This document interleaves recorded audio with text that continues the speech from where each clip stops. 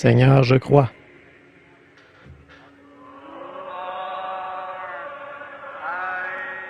Seigneur, je crois.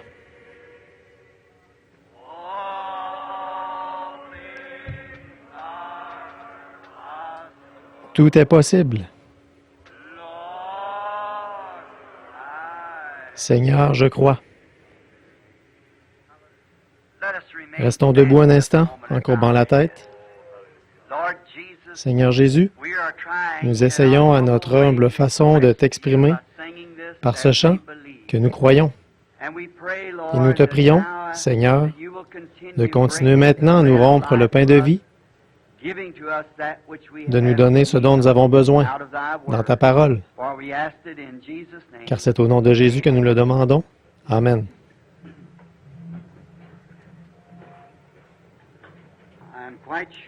Vous pouvez vous asseoir. Je suis certain que même si nous, même si je ne disais en ce moment que Amen, ce mot entièrement suffisant, les augustes bénédictions de Dieu reposeraient quand même sur cet auditoire. Ce matin, j'étais assis à écouter attentivement la réunion, à me réjouir des témoignages, des différentes manières de s'exprimer de chacun, et d'entendre le nouveau venu, ce frère Baptiste ici, qui est venu s'excuser d'avoir eu des idées un peu fausses. Alors, j'apprécie de le voir assez humain, quelqu'un qui est assez humain ou assez intègre pour le faire, s'il croit avoir fait une erreur. Ce n'est pas vraiment à moi qu'il s'est excusé, mais à Dieu. Donc, j'apprécie cela, voyez. Que Dieu bénisse notre frère et son frère l'évangéliste. Oh, d'être baptiste, vous savez, moi-même, j'ai déjà fait partie de l'Église baptiste. J'étais membre de l'Église baptiste missionnaire. Quand je me suis retrouvé parmi ces gens, je sais ce que vous ressentez, j'ai ressenti la même chose, rempli de quelque chose que je n'avais jamais connu.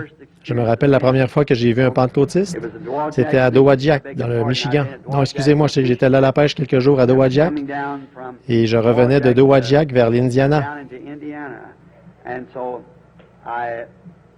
Et j'avais vu des pancartes avec le nom de Jésus sur les voitures et tout. Alors j'écoutais leur réunion ce jour-là. Et le lendemain, ils m'ont demandé de venir dire quelques mots sur l'estrade. Et je l'ai fait. Et ils m'ont demandé de quelle église je faisais partie. Je leur ai dit que j'étais baptiste. Et ce soir-là, un vieil homme de couleur allait prêcher. Il devait avoir près de 90 ans. Il est monté sur l'estrade, ce vieil homme. Ils ont quasiment dû le mener jusqu'à l'estrade. Il portait une espèce de longue redingote de prédicateur à col de velours et il avait juste une petite lisière de cheveux blancs sur les tempes. Je me suis dit, tous ces hommes, ici, ces théologiens, ces grands hommes, comment se fait-il qu'ils aient laissé confier ce service à quelqu'un comme lui? Ce vieillard devrait plutôt être assis dans un fauteuil quelque part. Ce jour-là, ils avaient prêché au sujet de ce que Jésus a fait ici sur terre. Mais lui, il a pris son sujet dans, il me semble, Job 7, 20, disons, mais je ne suis pas sûr que c'était cette écriture-là. Quoi qu'il en soit, voici ce qui était dit, entre autres. Où étais-tu quand je fondais la terre, quand les étoiles du matin chantaient ensemble, et que les fils de Dieu poussaient des cris de joie? Il a parlé de ce qui s'est passé au ciel, alors qu'eux, ils avaient parlé de ce qui s'est passé sur terre. Et après avoir parlé pendant à peu près 5 minutes, l'Esprit du Seigneur l'a saisi et il a bondi bien haut en l'air en faisant claquer ses talons l'un contre l'autre. Oh, il y avait beaucoup de place, autant que la moitié de cette estrade-ci. Et il est descendu de l'estrade en disant, « Je n'ai pas assez de place ici pour prêcher. » Eh bien, moi, j'avais dans les 20 ans à l'époque. Je me suis dit, si c'est ce que ça fait à ce vieillard, qu'est-ce que ça pourra me faire à moi? Voyez?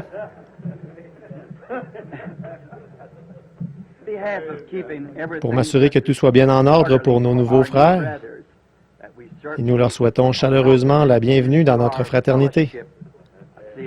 Je vois, il me semble qu'on me l'avait signalé qu'il y a un prêtre ici, je crois. Évidemment, comme je suis d'origine irlandaise, ma famille est catholique. Et puis aussi quelques autres, des baptistes et différentes personnes. Vous avez pu être un peu troublés tout à l'heure. J'ai remarqué qu'aucun des frères n'en a parlé. Mais je me suis dit que j'essaierais d'éclaircir cela. Quand frère Chakarian, après que l'excellent orateur ici était rempli de joie, était tellement rempli de joie de savoir que la venue du Seigneur est tout proche. Il a parlé dans une langue qui nous est inconnue. Et nous avons des interprètes qui donnent l'interprétation. L'Écriture dit que s'il n'y a pas d'interprète, on doit se taire. Mais si on parle en langue puis que c'est interprété, cela devient une prophétie.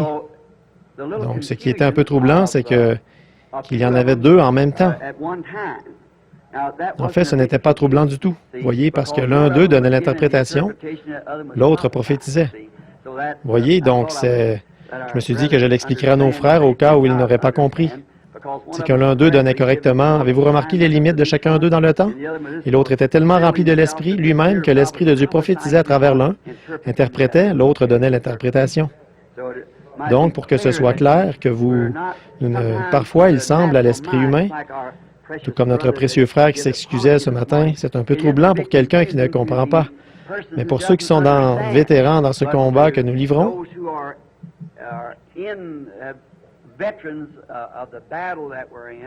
eh bien, nous comprenons ce qu'il en est de ces choses.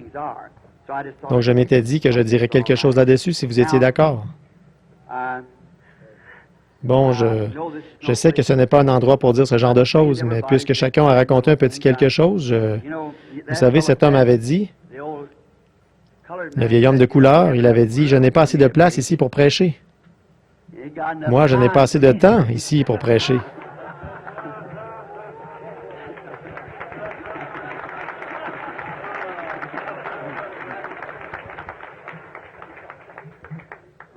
Je suis plutôt long.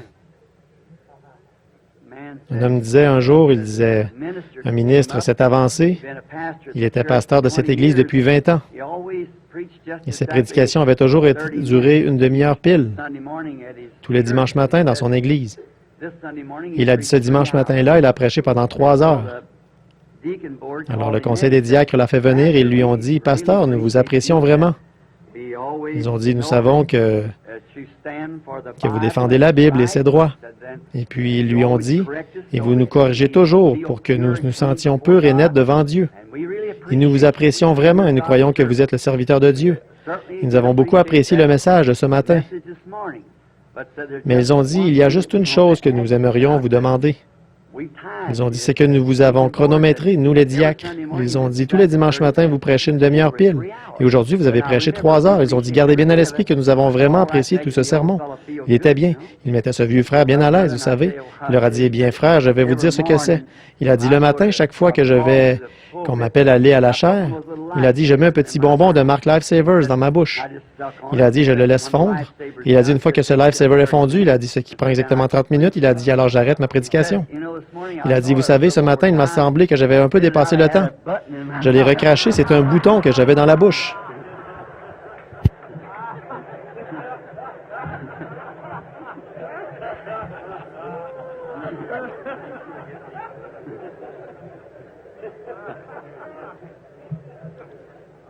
Moi, je ne mettrai rien. J'espère qu'on n'aura pas des boutons dans la poche. Mais j'espère que cela n'a pas l'air d'un sacrilège, là. Mais vous savez, même Dieu a de l'humour, vous savez. Donc, nous sommes vraiment reconnaissants d'être ici et d'avoir ce moment de communion fraternelle et avec ce privilège grandiose de rompre le pain de vie, une fois de plus, en toute simplicité, comme j'en ai l'habitude. Je sais que des théologiens comme cet homme qui vient d'Angleterre, qui a parlé ici hier soir, oh, j'ai de la peine à parler après quelqu'un comme cela, moi qui n'ai fait que des études primaires. Mais j'espère que Dieu vous interprétera le sens de ce qui se trouve dans mon cœur. Vous voyez, si mes mots ne sont pas les bons, je veux croire que mes intentions le sont. Lisons maintenant dans l'Écriture. Vous êtes nombreux à vouloir suivre. Ce matin, je vais lire pendant quelques instants dans le livre du prophète Jérémie, au chapitre 2. Et là, je commencerai au verset 1. La parole de l'Éternel me fut adressée en ces mots. Va écrire aux oreilles de Jérusalem. Ainsi parle l'Éternel. Je me souviens de ton amour lorsque tu étais jeune et de ton affection lorsque tu étais fiancé, quand tu me suivais au désert et dans la terre inculte. Israël était consacré à l'Éternel. Il était les prémices de son revenu. Tous ceux qui en mangeaient, ils se rendaient coupables et le malheur fondait sur eux, dit l'Éternel. Écoutez la parole de l'Éternel, maison de Jacob, Et vous toutes, familles de la maison d'Israël, ainsi parle l'Éternel, quelle iniquité vos pères ont-ils trouvé en moi pour s'éloigner de moi et pour aller après des choses de néant et n'être eux-mêmes que néant? Ils n'ont pas dit, où est l'Éternel qui nous a fait monter du pays d'Égypte et qui nous a conduits dans le désert, dans la terre aride et pleine de fosses, dans la terre où règne la sécheresse et les ombres de la mort, dans la terre par où personne ne passe et n'habite aucun homme. Je vous ai fait venir dans un pays semblable à un verger, pour que vous en mangiez les fruits et les meilleures productions. Mais vous êtes venus et vous avez souillé mon pays, et vous avez fait de mon héritage une abomination. Et les sacrificateurs n'ont pas dit, où est l'Éternel? Les dépositaires de la loi ne m'ont pas connu, et les pasteurs m'ont été infidèles. Les prophètes ont prophétisé par Baal. Ils sont allés après ceux qui ne sont d'aucun secours. C'est pourquoi je veux contester avec vous, dit l'Éternel, je veux contester avec les enfants de vos enfants. Au pays de Kittim, et regardez. Envoyez quelqu'un au Kédar, observez bien là, et regardez s'il n'y a rien de semblable. Y a-t-il une nation qui change ses dieux, quoiqu'ils ne soient des dieux? Et mon peuple a changé sa gloire contre ce qui n'est d'aucun secours. Cieux, soyez étonnés de cela. Frémissez d'épouvante. D'horreur, dit l'Éternel, car mon peuple a commis un double péché. Ils m'ont abandonné, moi qui suis une source d'eau vive, pour se creuser des citernes crevassées, qui ne retiennent pas l'eau. Que le Seigneur ajoute ses bénédictions à la lecture de ses paroles. Et je voudrais prendre comme sujet, là, des citernes crevassées. Nous avons lu cette écriture ce matin, et toute écriture est inspirée. Et nous venons à la maison du Seigneur pour être corrigés et pour comprendre. Et parfois, nous voyons un petit quelque chose qui fait obstacle, comme ce militaire, il y a un moment, qui nous parlait, qui nous disait que certaines choses, qu'il y a peut-être un autre pays qui a un certain missile, ou quelque chose du genre, et il nous faut trouver quelque chose pour contrer cela, par une stratégie militaire.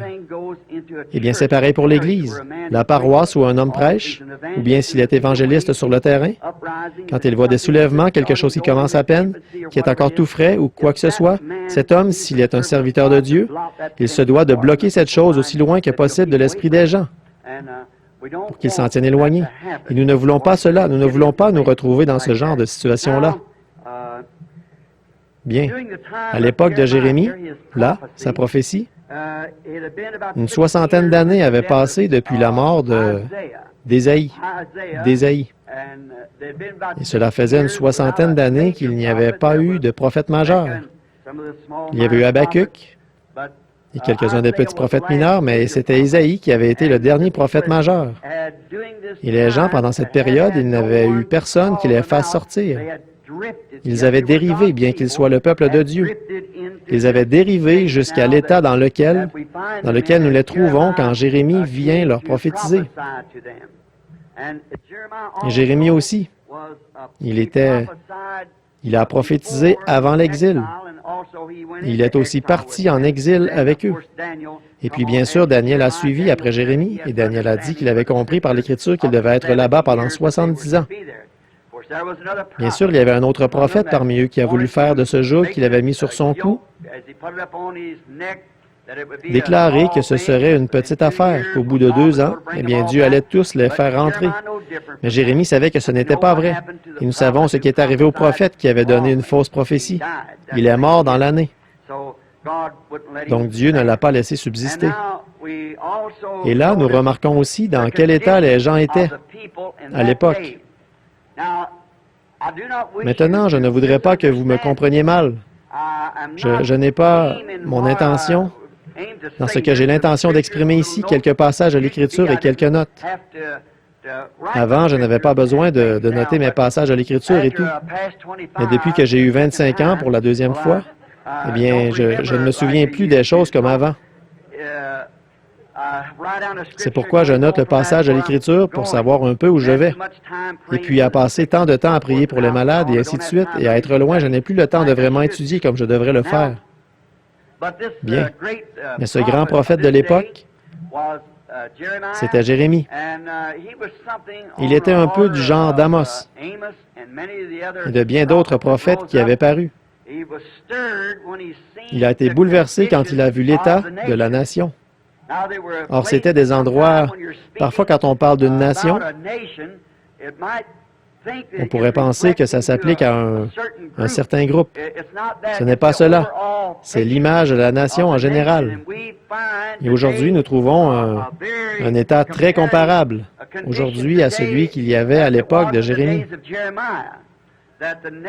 La nation elle-même a plus ou moins totalement sombré dans l'idolâtrie. Elle s'est en quelque sorte éloignée de Dieu. Et si cela s'est produit, c'est à cause d'hommes faibles derrière la chair. En effet, si les hommes derrière la chair s'en étaient tenus fermement et strictement à la parole de Dieu, Dieu serait dans chaque assemblée, comme il agit parmi nous ici. Mais ils ont détourné les gens de cela. Et c'est de cela que j'aimerais parler ce matin. Et bon, nous voyons que c'est absolument vrai dans tous les âges.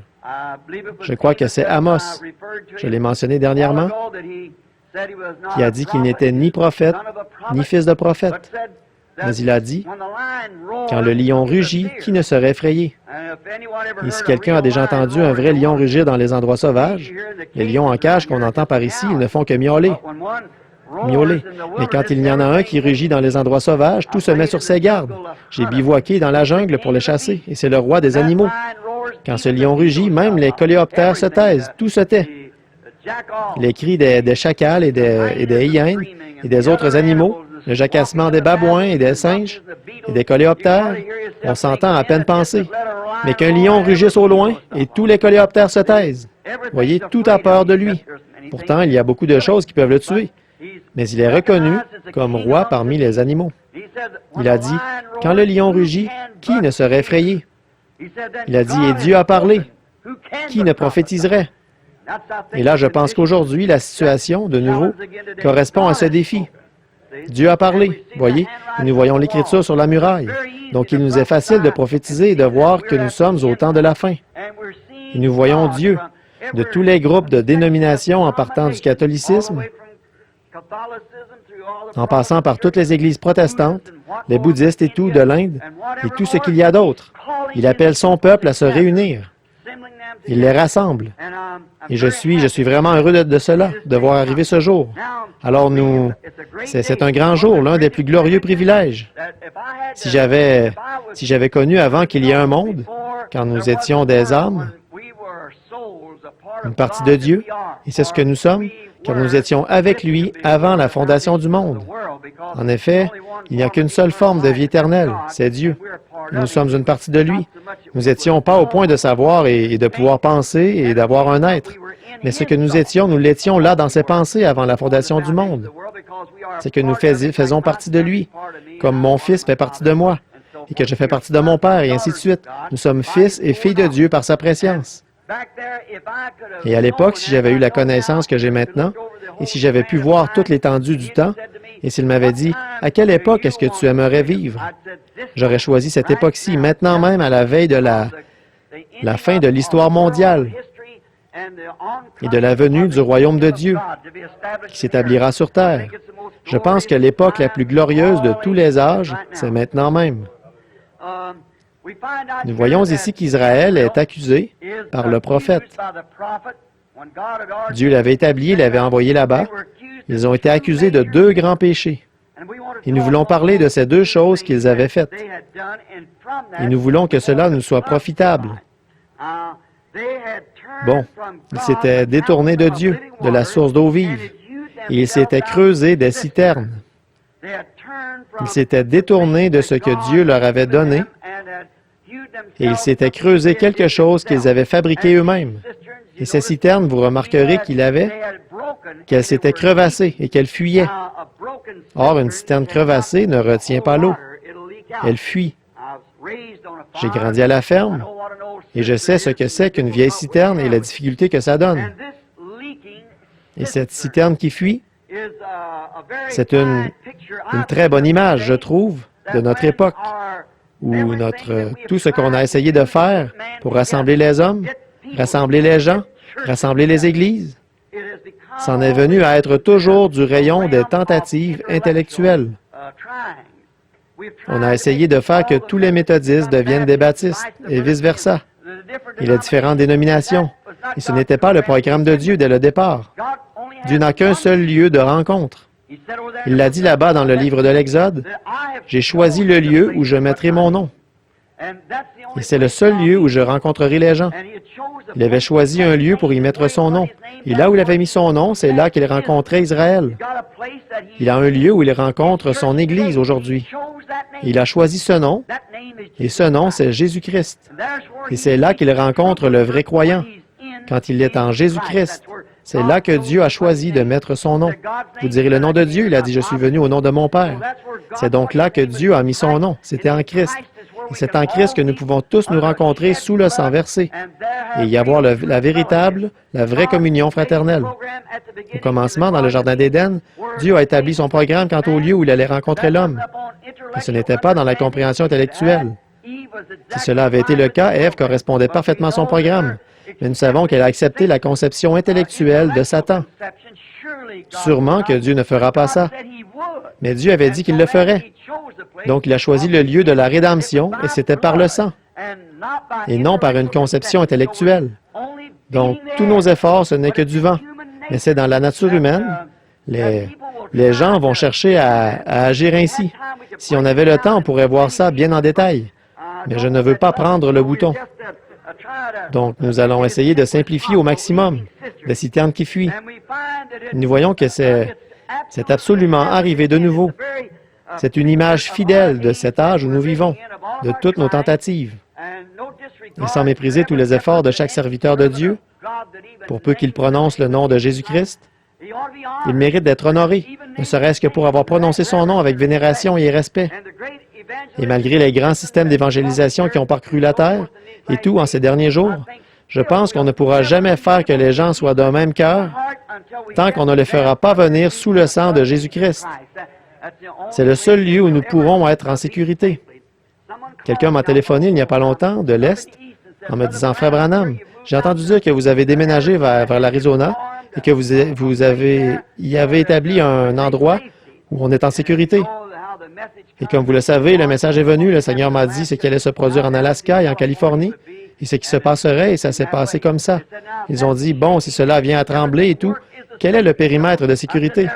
J'ai dit, je ne connais qu'un seul périmètre de sécurité, c'est en Christ. Car ceux qui sont en Christ, c'est le seul que je connaisse. Alors Jérémie a aussi été appelé le prophète en larmes. Et c'est que je crois, ce qui faisait pleurer ce prophète, c'est qu'étant prophète, et c'est à eux que vient la parole du Seigneur, ils voyaient les gens suivre leur tradition en croyant bien faire. Il n'y avait aucun moyen de les détourner de cela. C'est qu'ils allaient tout droit en exil, car nous savons qu'on récolte ce qu'on a semé, qui qu'on soit, quoi qu'on soit. Et en tant que nation, nous avons récolté, ou plutôt semé, et nous allons forcément récolter. Demain, si le Seigneur le veut, je parlerai l'après-midi des douleurs de l'enfantement. Et c'est un point que j'aborderai là, le fait qu'il n'y a rien à quoi on puisse échapper. On doit forcément récolter ce qu'on a semé. Et si Dieu nous laissait nous en tirer avec la perversion du christianisme qu'on a aujourd'hui, de pervertir les gens en les conduisant dans ces choses qu'on fait passer pour du christianisme, alors comme le disait Frère Moore une fois, il serait moralement tenu de ressusciter Sodome et Gomorrhe et de s'excuser de les avoir brûlés. C'est vrai. C'est que Dieu est toujours juste. Et là où l'injustice est parvenue, sa sainteté et sa parole l'obligent à faire récolter aux gens ce qu'ils ont semé. Alors cela va forcément nous arriver. Bien, remarquez qu'il avait abandonné, lui, la source d'eau vive pour se creuser des citernes. Bon, il y a peut-être quelqu'un ici qui ne saurait pas ce que c'est qu'une citerne. Une citerne, c'est un réservoir fabriqué qu'on essaie d'utiliser à la place d'un puits. C'est quelque chose que quelqu'un a creusé. Et combien savent ce qu'est une citerne?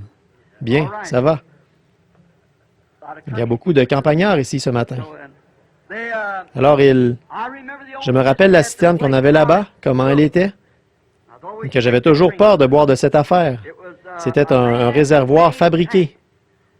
Et on ne peut jamais s'y fier. On ne peut pas se fier à une citerne. Bien, tout ce qui est fait par l'homme, d'habitude, ce n'est pas très bon. Mais tout comme le Seigneur a établi le temps dans ses cycles, et la terre qui tourne, chaque année, chaque passage, chaque jour, chaque heure, et le coucher du soleil, ça ne manque jamais. Mais même les meilleures montres qu'on peut trouver, elles manquent plusieurs minutes en l'espace d'un mois, certainement. Mais vous voyez, tout ce que Dieu fait est parfait. Et ce que l'homme fait, c'est imparfait. Pourquoi donc se contenter de ce que fait l'homme alors qu'on peut avoir ce qui est parfait? J'ai toujours dit cela de nous autres pentecôtistes. Voyez-vous, nous savons et nous ne sommes pas en dehors de l'ordre de Dieu. Nous ne pensons pas l'être. Mais nous savons qu'il y a aussi parmi nous des gens qui essaient d'imiter les autres. C'est humain, c'est tout. C'est ce qu'ils essaient de faire, c'est ce qu'ils faisaient dans la Bible. L'un, moi, je suis de Paul, moi, je suis de Silas, et ainsi de suite. Mais ils essaient d'imiter ce qu'un autre a fait ou ce que fait quelqu'un d'autre. Mais pourquoi se contenter d'une fausse imitation, alors que les cieux sont remplis de l'authentique, alors que la promesse est pour vous et pour vos enfants? Pourquoi est-ce que nous accepterions autre chose? Pourquoi est-ce que nous adopterions un credo ou un dogme, alors que la Bible est la parole de Dieu pure, sans contamination?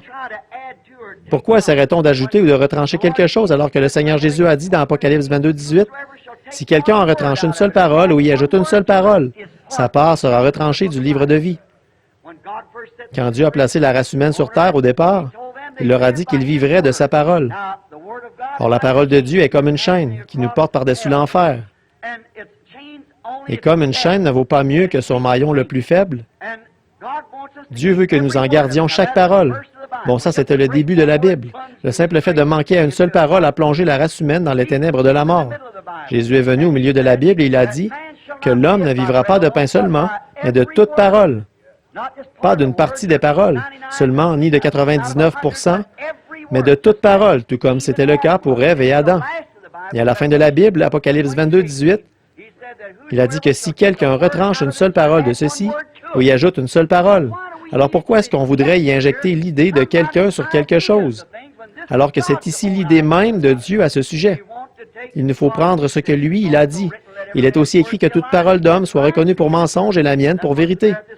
Voilà ce qui se passait avec ce prophète. À l'époque de Jérémie, il était prophète, il avait la parole du Seigneur. Et il y avait cet individu qui essayait d'y injecter quelque chose. Or, on ne peut pas se fier à cela. Là, je compare ce réservoir-là au système qu'on a essayé d'adopter pour remplacer la parole originelle de Dieu.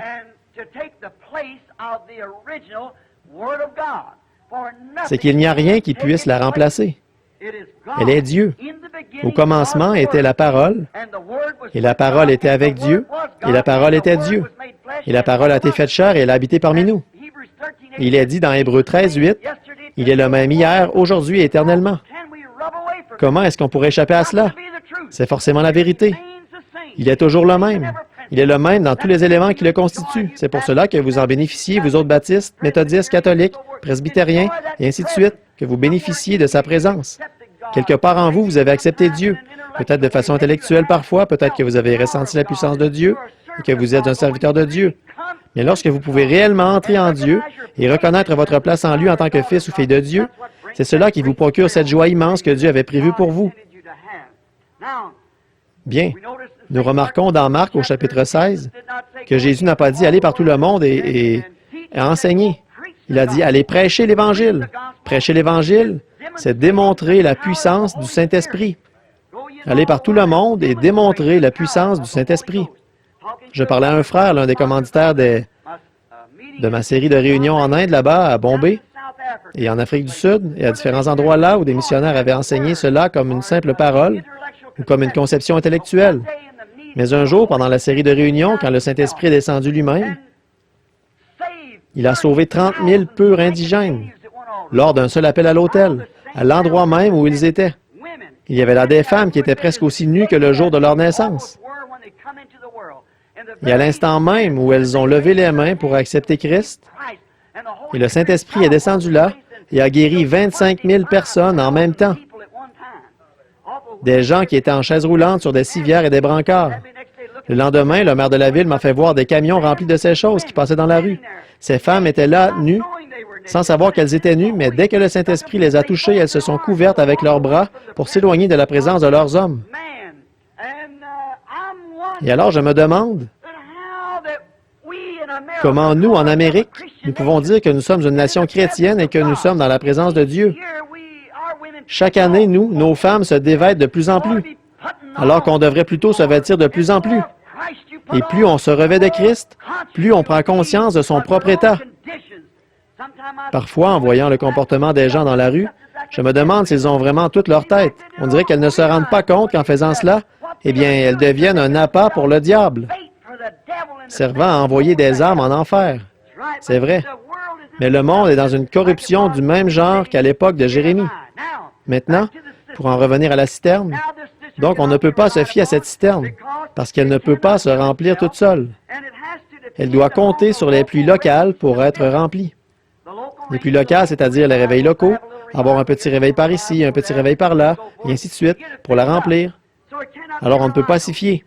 Elle ne peut pas se remplir toute seule. Elle est incapable de le faire par elle-même. Elle n'y arrive pas. Et elle doit compter sur les pluies pour être remplie. Et remarquons d'où lui vient sa pluie. D'où lui vient son eau à la citerne.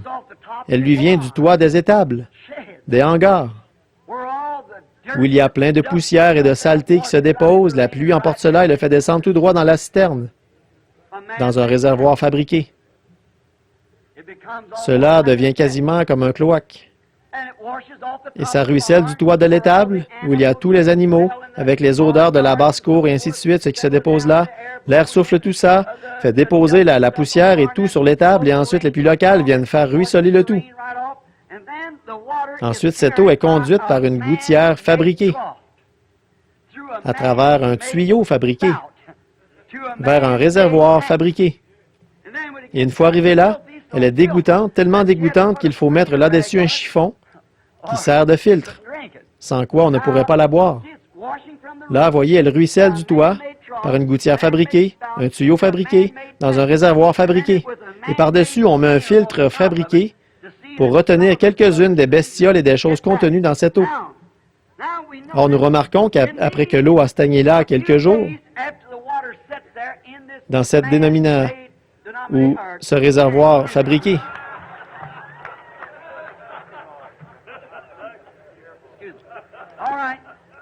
excusez-moi. Bon, une fois qu'elle a ruisselé, mais elle a toutes sortes de théologies et tout, qui ruissellent avec, là, nous voyons qu'après être restée là quelques jours, elle devient stagnante. Et chacun sait, dans l'histoire de l'Église, quand Dieu envoie quelque chose, un message, et que cela vient tout frais de Dieu, ensuite, après la vie de ce fondateur, ou quel que soit son titre, que vous l'appeliez fait réformateur ou que vous voulez ou ce que vous voulez en dire, après sa mort, ils établissent un système et ils font une organisation. Et dès l'instant où ils en font une organisation, c'est mort. Cela ne reprendra jamais vie. C'est ce qui s'est passé à chaque fois, aussi loin qu'on puisse retourner. Et avec tout le respect que je dois au prêtre catholique qui est ici, quand Dieu a organisé l'Église ou pas organisé, Dieu n'a jamais organisé une Église. Il n'est pas dans ce genre de choses. Il est dans la naissance, pas dans l'organisation. Donc, quand Dieu a démarré l'Église, le jour de la Pentecôte, après, ils ont fini par organiser cela à Nicée, Rome.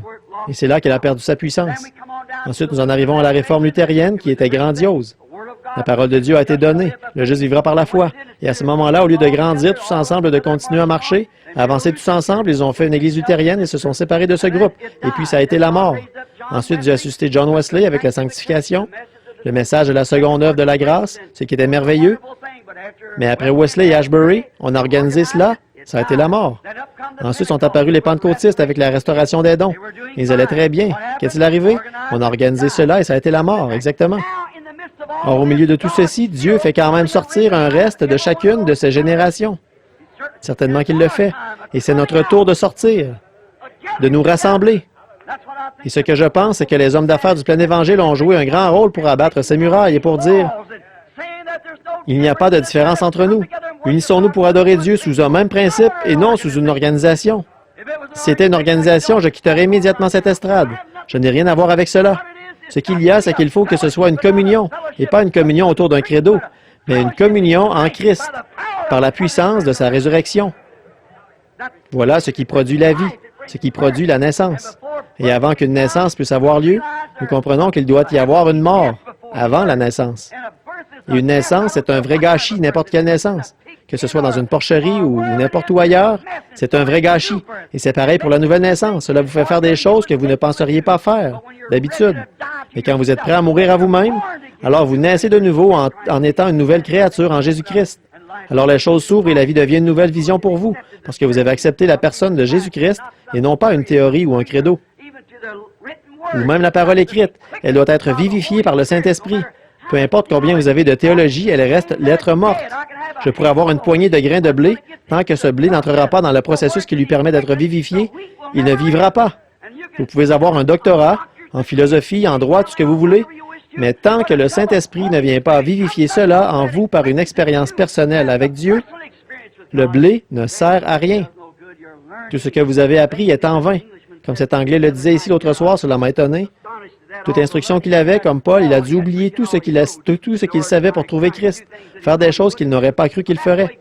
Mais c'est comme ça que Dieu fait. Il nous humilie dans notre système d'instruction. Pas que j'essaie de promouvoir l'ignorance, mais j'essaie seulement de vous montrer la différence. L'instruction n'apportera jamais la vie. Il faut l'Esprit de Dieu pour apporter la vie. Et cette vie ne doit pas venir du simple réveil intellectuel.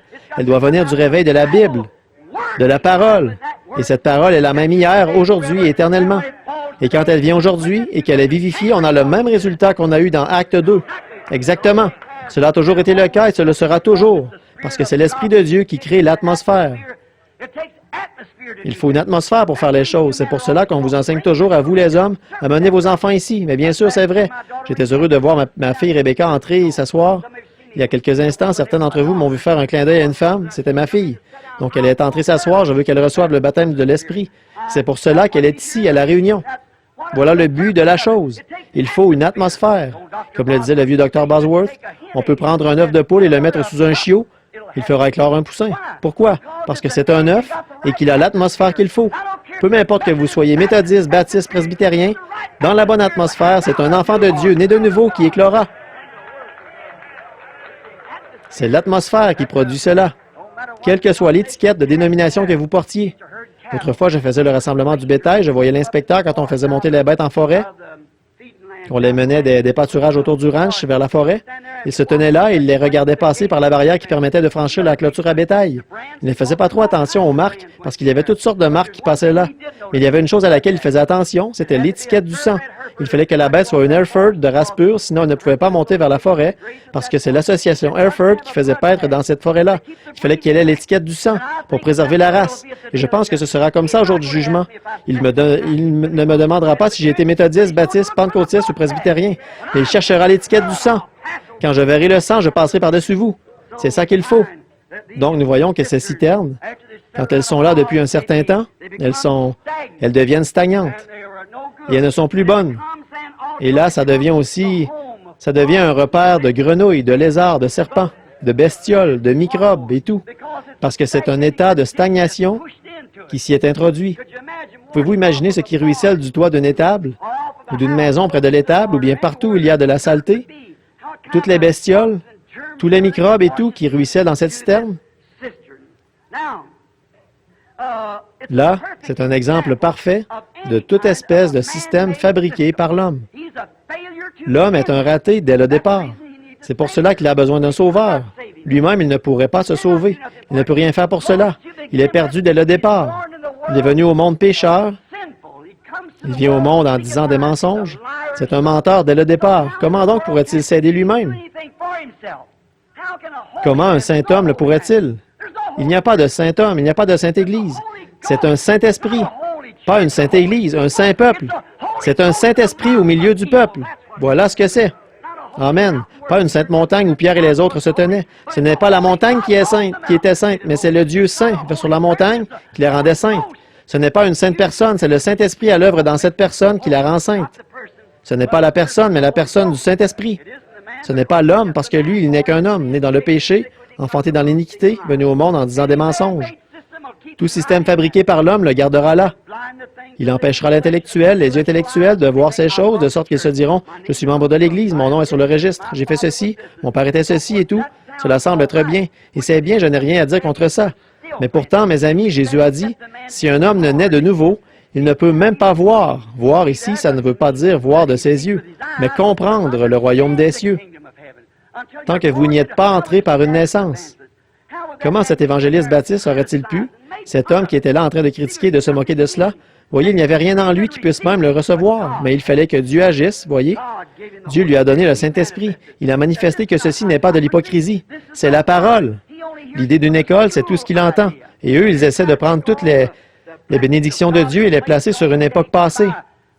Il n'y a pas longtemps, un jeune prédicateur baptiste qui est ici ce matin, il est venu me voir et il m'a dit, « Frère Branham, il y a une chose que vous faites qui est une erreur. » J'ai dit, « Aidez-moi donc. » Et il m'a dit, « Je pense que vous êtes quelqu'un de sincère, de bien, mais... » J'ai dit, « Je vous remercie, monsieur. » Il a dit, « Mais il y a une chose que vous faites qui est une erreur. » J'ai dit, « J'espère que le Seigneur aussi ne trouve en moi qu'une seule erreur. » Et il a dit, « Eh bien, il y a... Voici l'erreur que vous faites. » Il a dit, « Vous essayez de présenter au monde un ministère apostolique. » Il a dit, « Alors que le ministère apostolique a pris fin avec les apôtres. » J'ai dit, « Puisque nous sommes entre baptistes, j'aimerais vous poser une question. » Il a dit, « Laquelle? » J'ai dit, « Croyez-vous que la parole de Dieu est inspirée d'un bout à l'autre? » Il a dit, « Mais bien sûr. » J'ai dit, alors il a dit, « N'y ajoutez pas une seule parole, n'en retranchez pas une seule parole. » Donc j'ai dit, « Je vais vous montrer où la bénédiction apostolique est venue sur les gens selon une promesse de Dieu.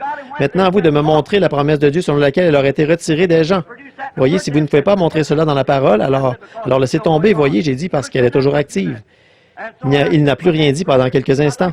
Alors j'ai dit, « Eh bien, alors frère, j'aimerais vous demander ceci. » Pierre a présenté le message apostolique au jour de la Pentecôte.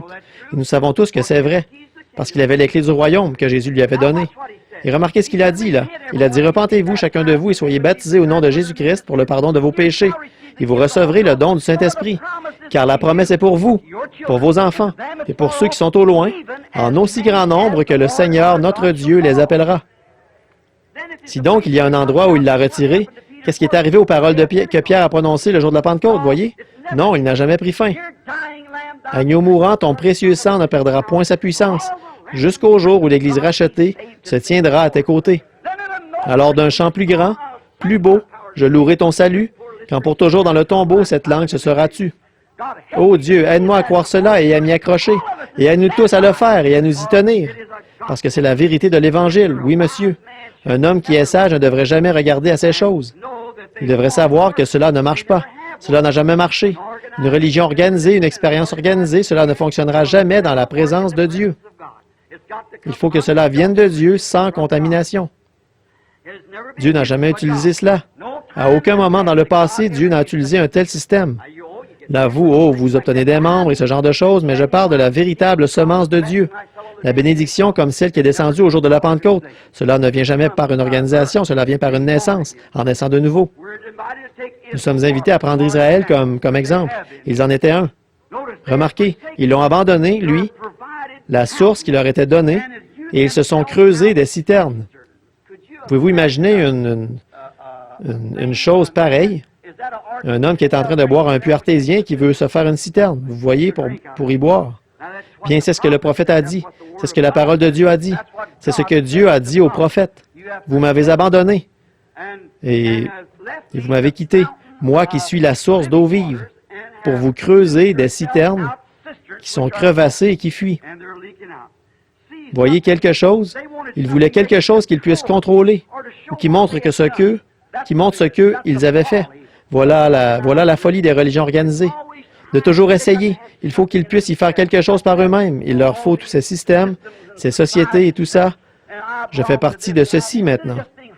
Au lieu de rester humblement des enfants de Dieu, ils veulent quelque chose par quoi ils puissent se mettre en avant. Au lieu de laisser Dieu faire les choses à sa façon, ils veulent les faire à leur façon à eux. Et c'est ce que les systèmes ont fait de l'Église aujourd'hui. Pas chaque système. L'un veut que ce soit comme ceci, l'autre veut que ce soit comme cela. Si vous êtes méthodiste, il faut que vous soyez comme ceci. Baptiste comme ceci, presbytérien, catholique, tous les autres, ils ont leur système. Je n'ai rien contre cela. Mais ce n'est pas de cela que je veux parler. L'homme veut faire les choses à sa façon. Et Dieu a sa façon à lui de faire les choses. Et il a dit, vous vous accrochez à votre façon de faire, à une citerne crevassée. Et vous refusez de prendre mon chemin, le chemin de la vie. Et c'est la même chose aujourd'hui. Ça n'a pas varié d'un pouce. Pensez seulement à la folie que c'est pour un homme de quitter un puits artésien qui fait jaillir une eau claire, pure, pour vouloir se tourner vers une citerne crevassée qu'il s'est faite, se creuser une citerne dans laquelle ruisselle toute la saleté qu'il y a sur le toit de l'étable et boire ça. Il y a forcément quelque chose qui ne tourne pas rond mentalement chez cette personne-là. Et quand un homme s'attache à une conception ecclésiastique de l'Écriture, au lieu d'accepter le Saint-Esprit qui confirme l'Écriture et vous la rend réelle, il y a quelque chose qui ne tourne pas rond, spirituellement, chez cette personne-là. C'est tout à fait vrai, mais oui. Le Saint-Esprit, ils ont tous une interprétation de leur Bible, ce qu'on croit être vrai. Dieu n'en a pas besoin de votre aide. Dieu n'en a pas besoin de votre interprétation. Dieu est son propre interprète. Dieu fait son interprétation de la façon qu'il a dit qu'il le ferait. Au commencement, le Seigneur a dit que la lumière soit, la lumière fut. Cela n'a pas besoin d'interprétation. C'est ce que Dieu a fait. Il a dit une vierge concevra et elle l'a fait. Cela n'a pas besoin d'interprétation. Il a dit qu'il répandrait son esprit sur toute chair. Il l'a fait. Cela n'a pas besoin d'interprétation. Dieu interprète sa propre parole en la confirmant, en la manifestant et en la prouvant. C'est comme cela qu'il avait prouvé qu'un prophète était de Dieu. Il a dit, s'il y a quelqu'un parmi vous qui est spirituel ou prophète, c'est dans des visions que moi, l'Éternel, je me révélerai à lui. C'est dans des songes que je lui parlerai. Et si ce qu'il dit s'accomplit, craignez-le. Mais si cela ne s'accomplit pas, ne le craignez pas. C'est la même chose quand Dieu prononce sa parole et que l'homme dit, la parole, c'est ceci, et que cela s'accomplit comme il l'a dit. Alors c'est Dieu là qui agit. Mais s'il dit, c'est comme ceci, les jours sont passés, alors cela ôte tout. Il prend dans sa main un pain d'affamé destiné aux enfants, il le leur enlève alors qu'ils meurent de faim. Pourquoi voudrait-on boire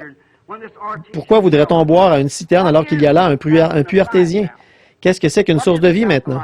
Qu'est-ce que c'est qu'une source de vie? Une source d'eau vive. C'est un puits artésien. Voilà à quoi on pourrait comparer cela.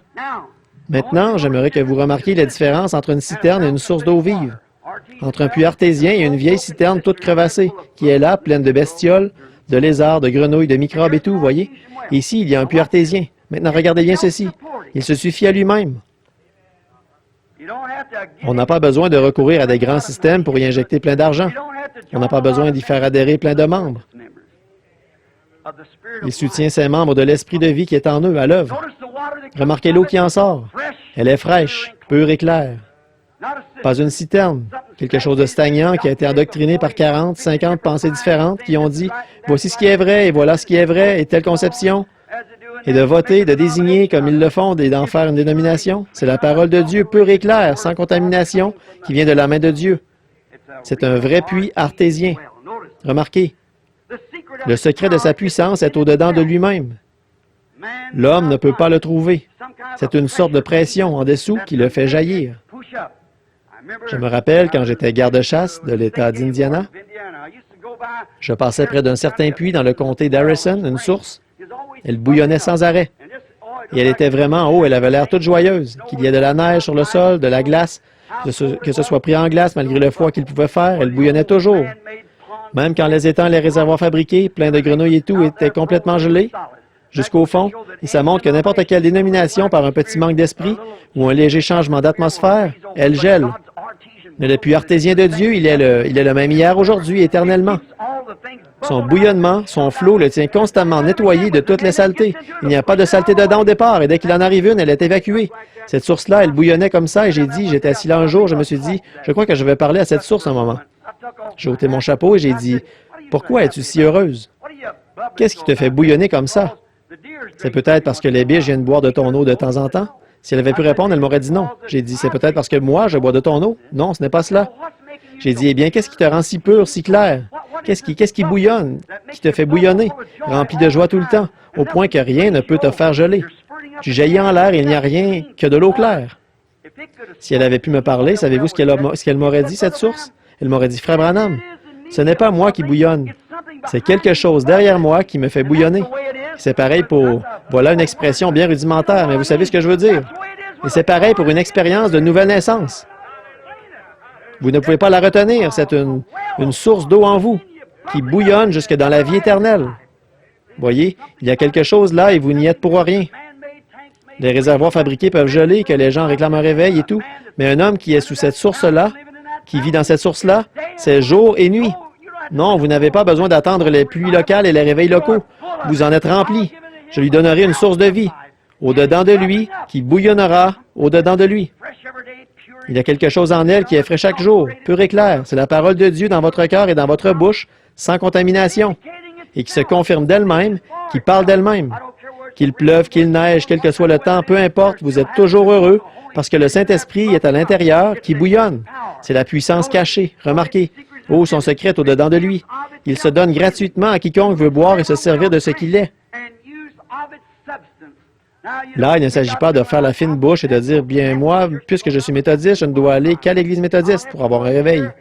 Il faut que j'aille là. Mais si je dois aller à une église pentecôtiste parce que je suis un revivaliste de Pentecôte, je vous le dis, quand vous avez ce puits d'eau qui jaillit, cette source, quand vous buvez de celle-là, il n'y a pas de distinction. Vous donnez à tous ceux qui passent. Vous êtes prêt à donner une espérance de vie à un catholique, à un protestant, à un juif, à un athée, à n'importe qui. Vous avez vraiment quelque chose en vous qui le fait. Remarquez encore une chose au sujet de ce puits. Il n'y a jamais besoin de pomper. Il n'y a pas besoin de tirer, de pomper. De cela, j'en ai vu tellement que ça me donne la nausée de faire venir quelque chose en pompant, en jouant en pleine musique, en sautillant ou en couvrant la ville de documentation et avec d'énormes affiches, l'homme pour notre temps. Il n'y a qu'un seul homme pour notre temps, c'est Jésus-Christ, qui est le même hier, aujourd'hui et éternellement. Il n'y a qu'un seul messager de Dieu, c'est Jésus-Christ. Oui, monsieur. Il n'y a pas besoin de pomper pour faire venir cela, ni de tirer pour le faire descendre. Il n'y a pas non plus besoin de s'y rattacher. Il suffit de le prendre gratuitement. Amen. Je suis la source d'eau vive.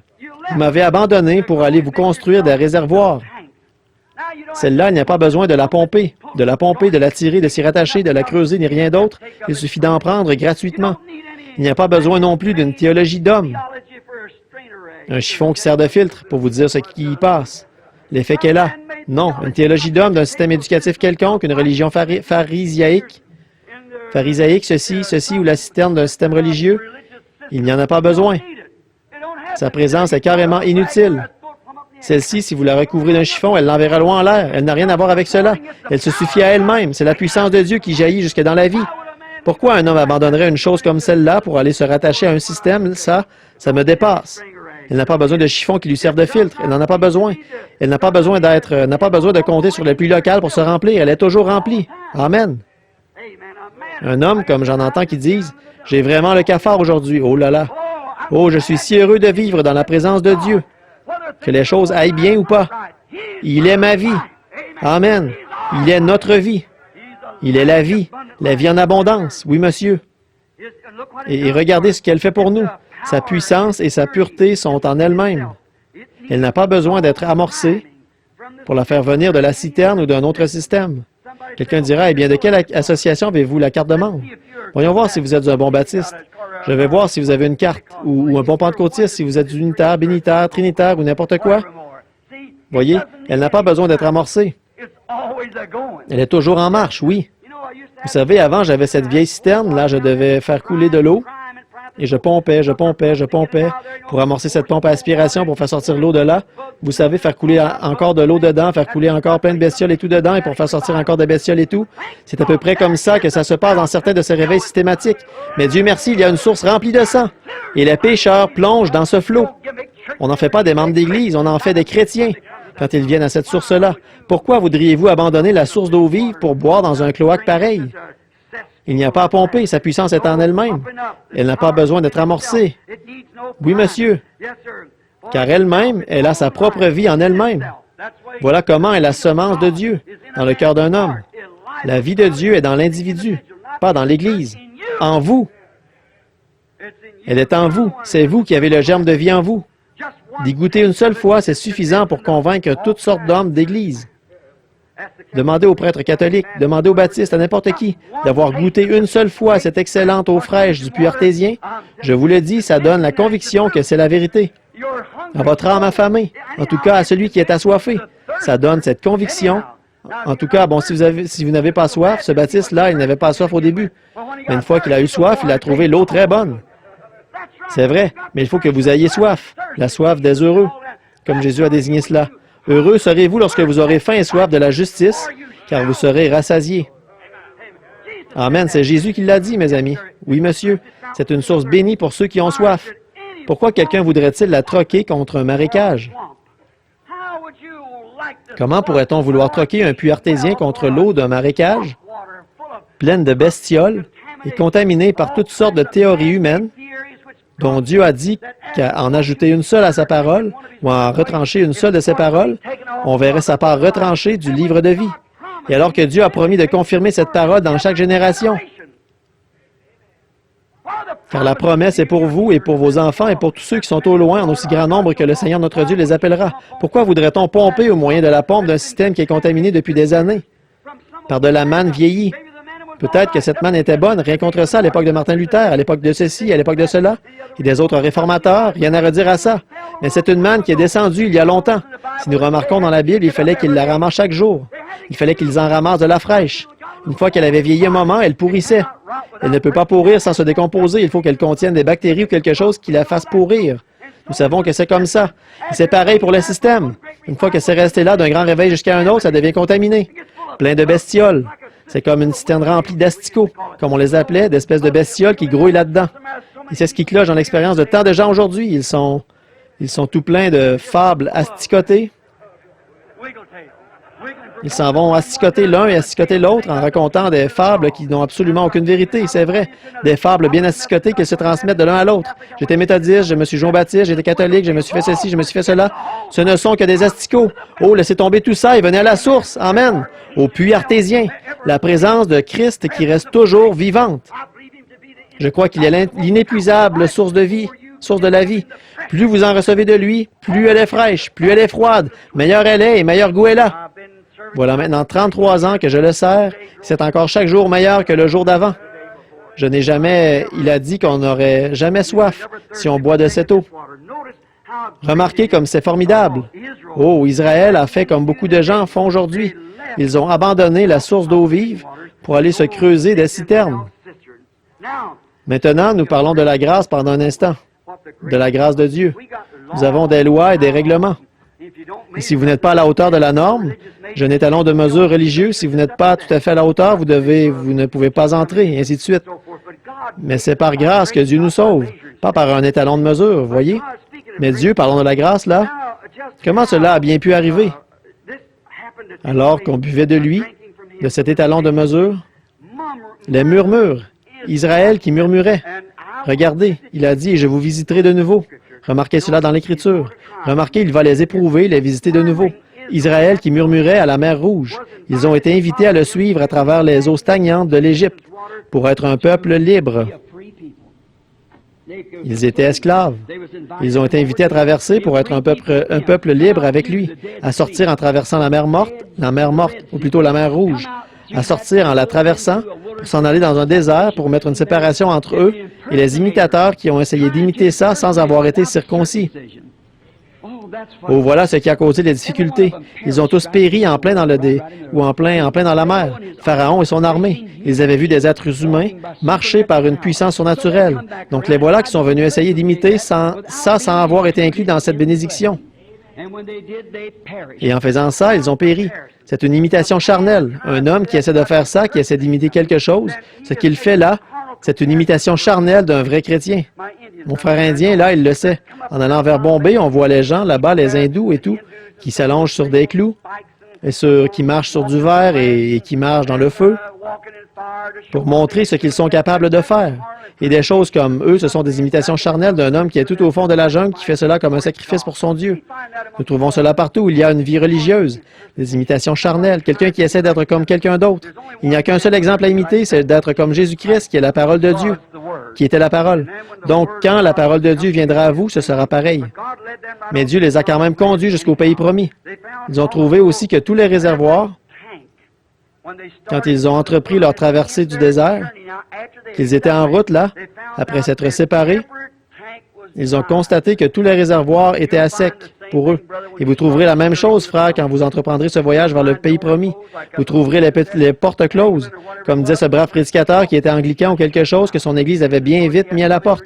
Voyez, puisqu'il avait amené un certain nombre de personnes à recevoir le Saint-Esprit, dès lors son cas était réglé. Et nous, Israël, en tant qu'exemple, ils ont trouvé la même chose pendant leur voyage vers le pays promis.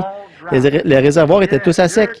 Oui, leur voyage en obéissance à la parole de sa promesse, leur voyage et ces réservoirs qu'ils ont trouvés à sec, bien, ils ont trouvé qu'on ne pouvait pas se fier aux réservoirs pour le voyage.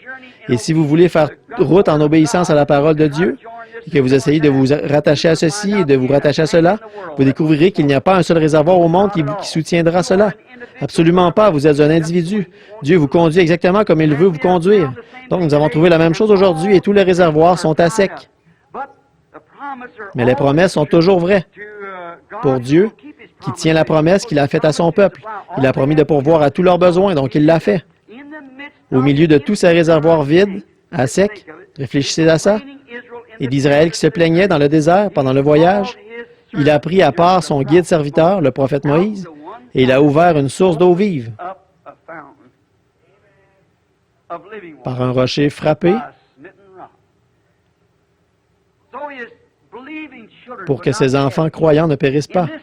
À notre époque, pour moi, cela exprime bien la grâce. Nous sommes indignes. Ce que nous avons fait, comment nous avons vécu, nous sommes indignes. Mais Dieu, à notre époque, comme ici même ce matin, regardez pour les méthodistes, les baptistes, les presbytériens, les catholiques et tous, il a ouvert une source. Hébreux 13 le prouve. Il est le même hier, aujourd'hui et éternellement.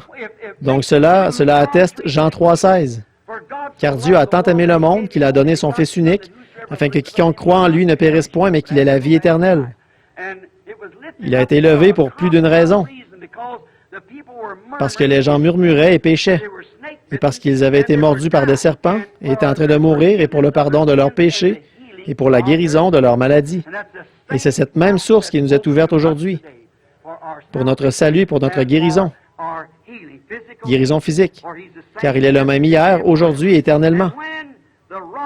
Et quand le rocher a été frappé, ordre donné par la parole de la promesse de Dieu, alors il a fait jaillir des flots d'eau pure, claire, pas de l'eau stagnante, ni contaminée, mais la présence même de Dieu, de l'eau pure qui a sauvé tous ceux qui en ont bu.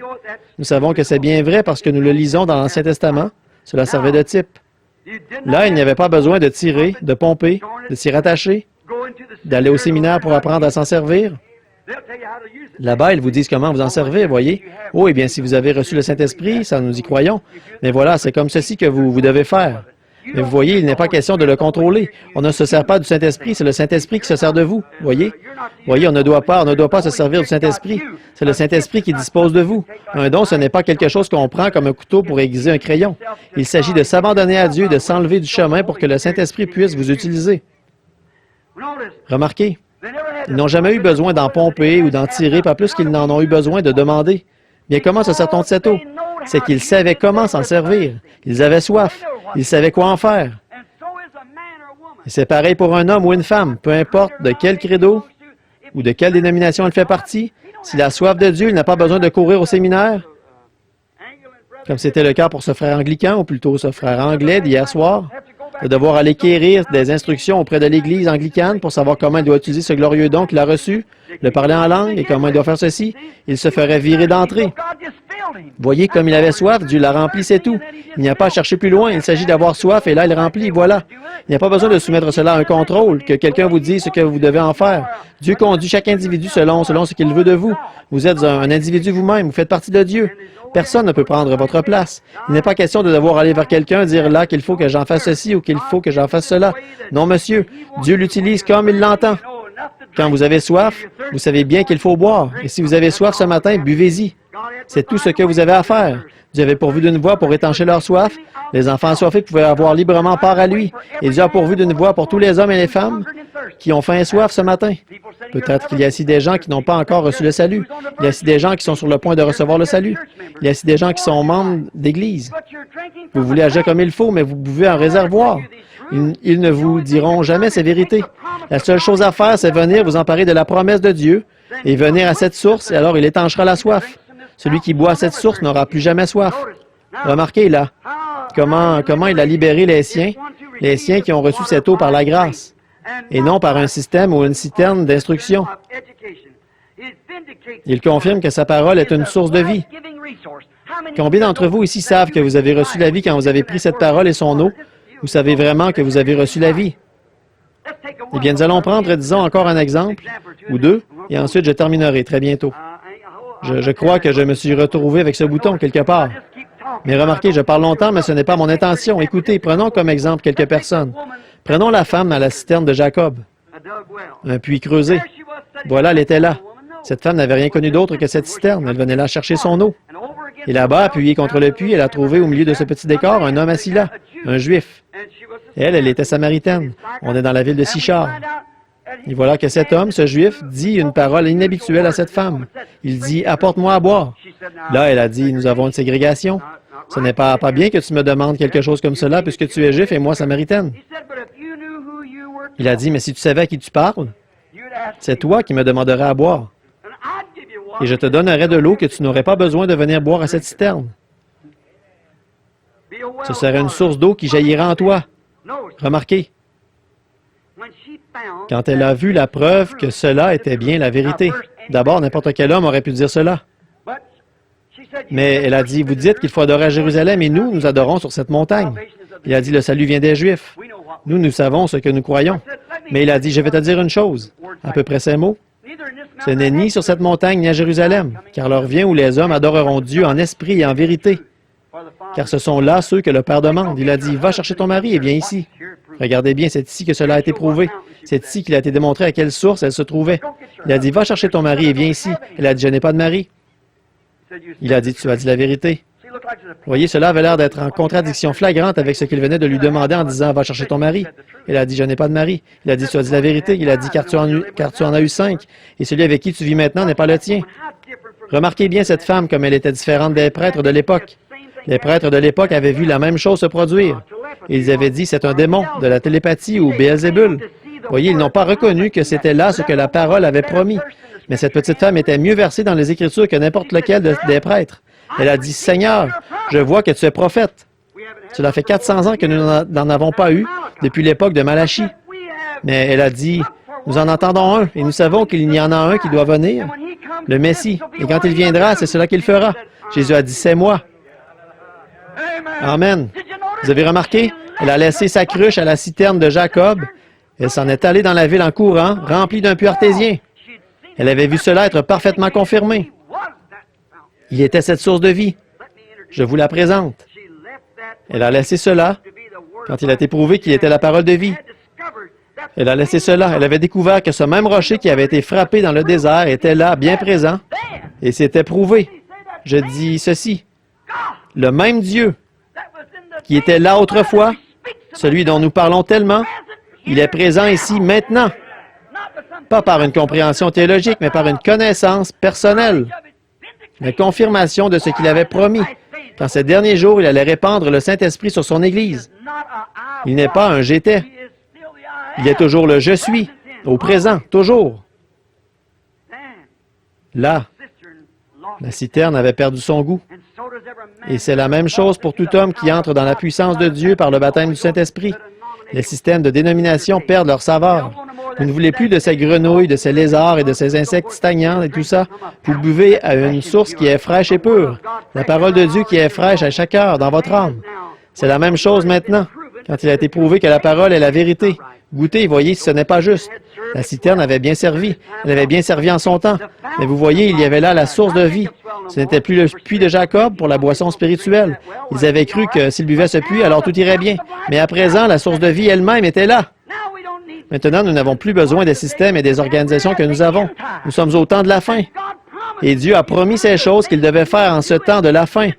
Et nous les voyons s'accomplir au mot près. Nous entendons les responsables de la puissance militaire se lever, tout tremblant, et dire que quelque chose est sur le point d'arriver. Nous avons conscience que le Saint-Esprit nous prévient que quelque chose est sur le point d'arriver. Nous voyons que tout est en place. Alors, quittez ce système et venez à la source. Oui, monsieur, le puits avait eu son utilité, mais maintenant, elle se trouvait en face de la source elle-même. Dans Jean 7, 37 à 38, Jésus a dit au dernier jour de la fête du tabernacle, qu'est-ce qu'il a dit? « Si quelqu'un a soif, qu'il vienne à moi et qu'il boive. » En plein milieu d'un groupe de théologiens. Si quelqu'un a soif, qu'il vienne à moi et qu'il boive. Car l'Écriture dit, Des fleuves d'eau vive couleront du fond de son être. Voilà la source vive. Voilà la source que les gens ont abandonnée aujourd'hui. En échange d'un cri d'eau, ils ont abandonné la source d'eau vive.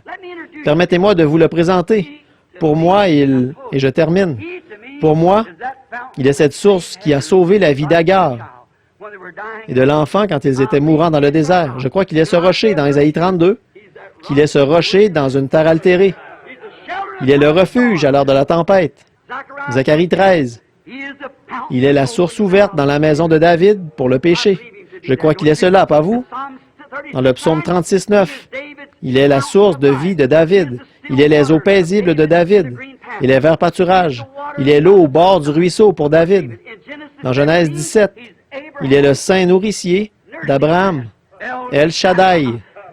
Alors que sa vigueur l'avait quitté, il allait quand même, Dieu l'avait dit. Moi, un homme de 100 ans, comment cela va-t-il se faire? Je suis vieux. Ma femme est vieille, comment cela peut-il se faire? Il a dit, je suis El Shaddai. Or, El, c'est le, et Shaddai, c'est saint. Et Shaddai est au pluriel, ce qui veut dire, je suis le Dieu qui a des seins. Comme un bébé qui pleure, qui est malade, sa force l'a quitté. Il s'appuie sur le sein de sa mère et tète jusqu'à retrouver ses forces. C'est sûr, pas seulement une fois qu'il tète, il ne pleure plus. Au sein de sa mère, il est satisfait pendant qu'il tire sa force. Et tout homme qui prend la promesse de Dieu dans son cœur, la promesse est pour vous, pour vos enfants, pour ceux qui sont au loin, en aussi grand nombre que le Seigneur notre Dieu les appellera. Appuyez-vous dessus, têtez et retrouvez vos forces. Enfant qui pleure, crois-le. C'est pour les croyants. Le poète croyant, j'aurais beaucoup de cantiques à l'esprit que les poètes ont trouvé pour nous. Une fois, l'un d'eux a dit qu'il y a une source remplie du sang des veines d'Emmanuel, tout pécheur plongé dans ce flot est lavé de tout péché. Le brigand mourant vit avec joie cette source de vie en son jour. Et moi qui suis vil comme lui, j'ai pu laver mes péchés. Depuis que par la foi j'aperçois ce flot coulant de tes blessures, je redirai sans me lasser ton amour rédempteur. Pour moi, il est les eaux de la parole de séparation, qui séparent de tout ce qui est contraire à sa parole. Voilà la source que je crois qu'il est. Oui, monsieur. Ce sont ces eaux-là qui m'ont séparé des citernes fabriquées pour me tourner vers la source d'eau vive. Oh, mon ami, on pourrait continuer sans arrêt à parler de tout ce qu'il est pour nous. Il est l'alpha, l'oméga, il est le commencement, il est la fin. Il est celui qui était, qui est et qui vient. Il est la racine et la postérité de David. Il est l'étoile du matin. Il est mon tout en tout. Et frères, sœurs, si vous n'avez pas eu si toute votre vie, vous n'avez bu qu'un petit réservoir fabriqué, pourquoi ne pas abandonner ce réservoir-là ce matin pour venir à la source? Inclinons la tête un instant. Pendant que vous avez la tête inclinée,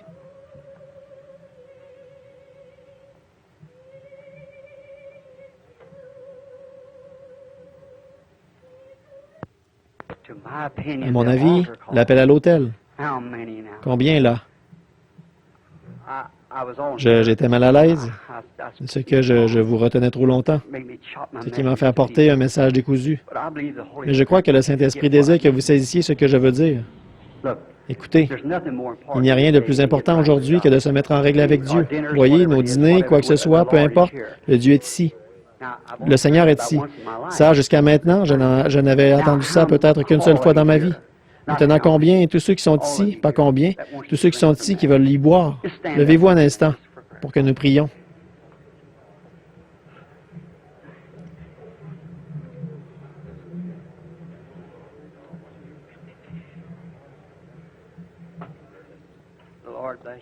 Que Dieu vous bénisse. Que le Seigneur vous bénisse. Maintenant, combien de personnes qui sont ici, qui sont maintenant debout, voudraient dire en levant la main comme ceci? Ô Dieu, agis en moi. Remplis-moi, je veux boire à cette source. Je n'ai pas agi comme il fallait, mais je désire que tu me le pardonnes. Je désire que tu effaces mes péchés et que je sois dès ce jour, vraiment. Regardez-moi ça. Oh.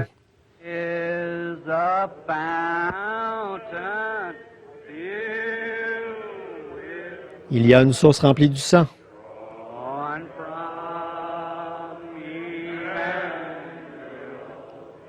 Des veines d'Emmanuel.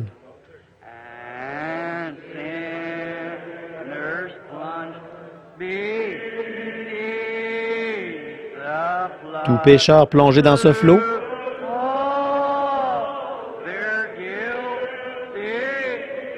est lavé de tout péché.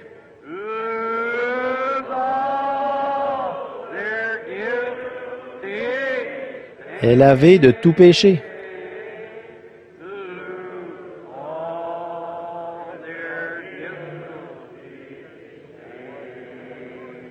Lavé de tout péché.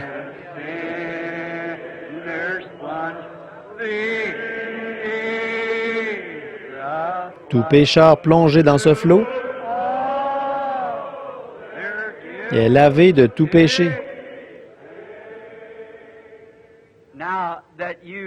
Alors maintenant, vous qui êtes un croyant chrétien, qui avez accepté Christ comme votre sauveur personnel,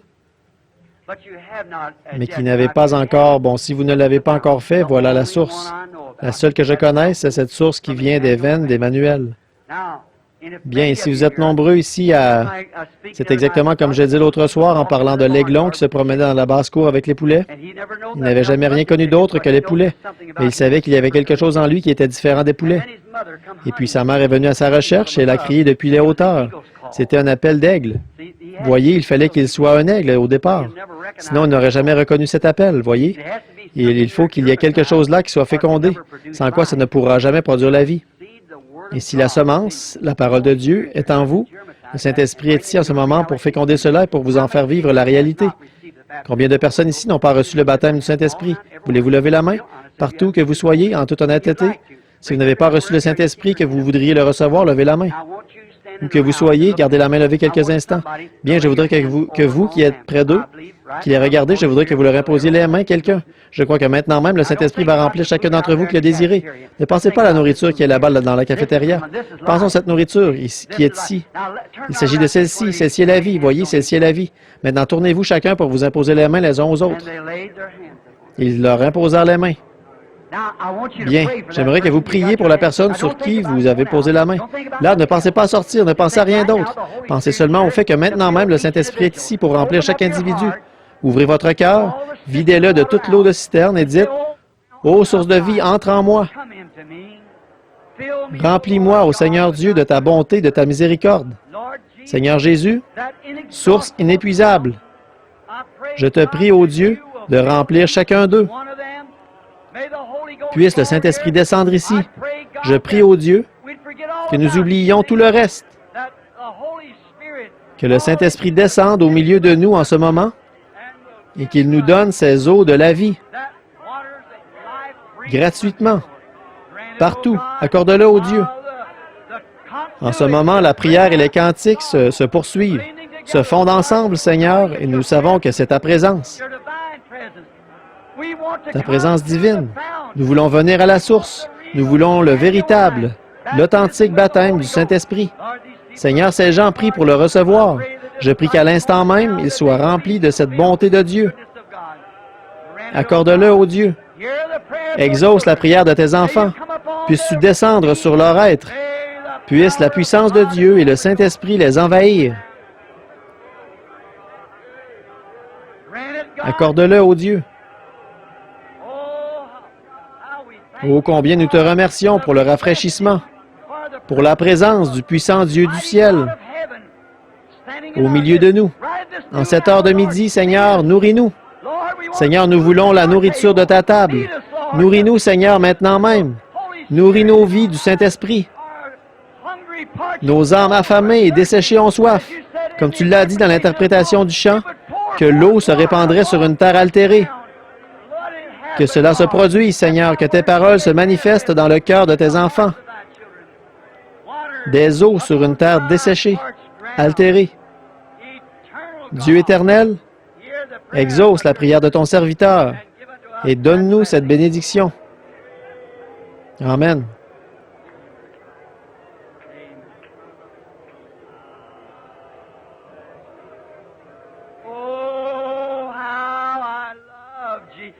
Oh, comme j'aime Jésus. Continuez à le louer maintenant.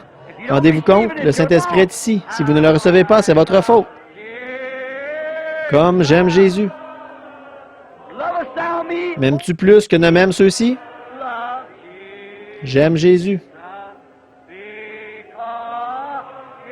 parce qu'il m'aima le premier.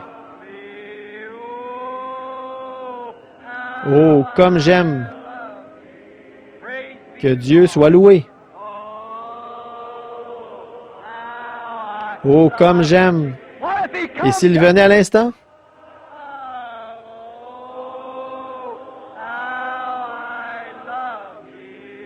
Oh, comme j'aime Jésus. Parce qu'il m'aima le premier.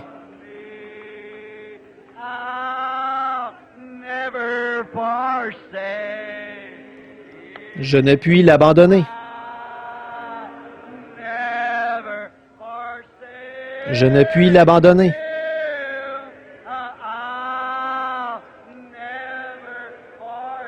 Je ne puis l'abandonner.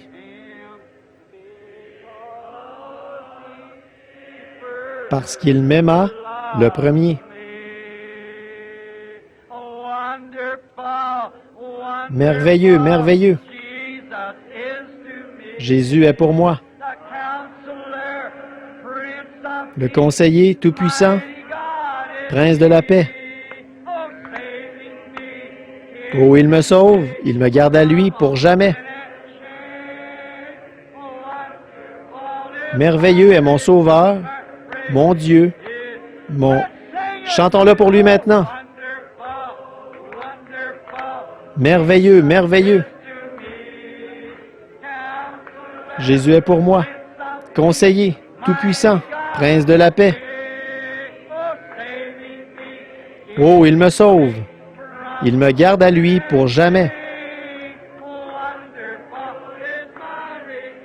Merveilleux est mon Sauveur, mon Dieu, mon Roi. Tous ceux qui ont ce même sentiment, dites Amen. Oh, Alléluia. Je vois des gens y parvenir maintenant, recevoir le Saint-Esprit. J'étais perdu, je suis sauvé. Plus aucune condamnation. En Jésus, je suis libre. J'ai un plein salut. Il me sauve. Il me garde loin de tout péché. Merveilleux est mon Sauveur. Gloire. Levons les mains maintenant et louons vraiment. Oh, merveilleux. Merveilleux. Jésus est pour moi. Conseiller, tout-puissant, prince de la paix. Oh, il me sauve. Il me garde à lui pour jamais. Merveilleux est mon Sauveur, mon Dieu, mon Roi. Vous l'aimez? Oh, merveilleux!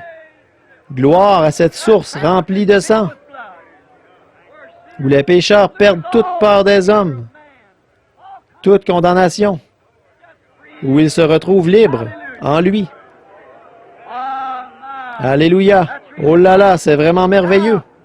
Maintenant, pendant que nous le rechanterons, si vous voulez bien, que tous les méthodistes, les baptistes, les catholiques, les presbytériens et tout, pendant que nous chantons Merveilleux Jésus est pour moi, retournons-nous pour nous serrer la main, avoir une bonne communion entre nous. Vous savez, c'est ce que j'aime, moi. Allez-y, chantons-le en le faisant maintenant.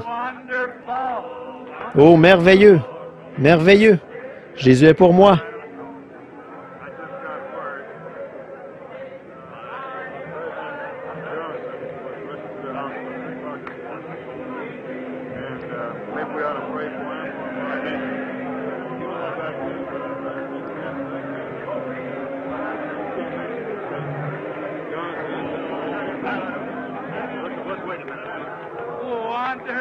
Merveilleux. Jésus est... C'est vrai. Ô conseiller, tout-puissant.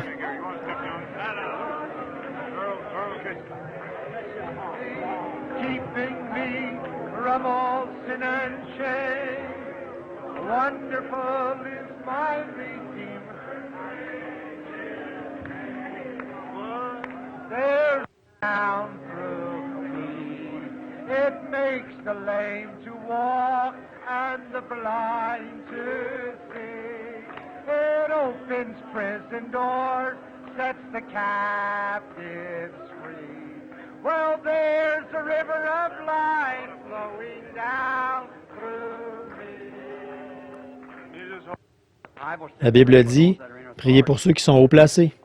Notre Père céleste, nous sommes dans un besoin urgent pour le chef de notre pays, notre président. Il ne saura peut-être jamais ceci, Seigneur, mais toi, tu le sais. Je prie pour Frère Johnson, puisqu'il dit croire en toi. Et Père, d'après ce que nous avons compris, il aurait été frappé par une crise cardiaque. Je te prie, ô Dieu, d'épargner sa vie, car nous sommes en pleine crise nationale en ce moment. Que ton esprit descende sur lui, Seigneur, et maintenant même, à l'hôpital où qu'il se trouve, que ton esprit descende dans cet hôpital, Walter Reed, et touche son corps pour épargner sa vie. Seigneur, cet homme est soumis à une grande pression, une pression plus grande que nous ne pouvons le concevoir.